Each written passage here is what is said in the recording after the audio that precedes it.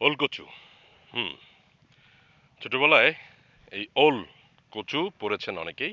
ওতে না, ওতে ওল কচু। দেখেন মাশাল্লাহ। দেখছেন? দেখছেন?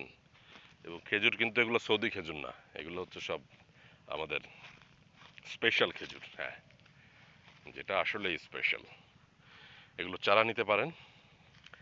রাজবাড়ির মাটিতে জন্মানো এই চারা, বাংলাদেশের মাটিতে জন্মানো এই চারা। অতি সত্বর যোগাযোগ করুন সবুজ শহরের সাথে কিংবা আমার সাথে।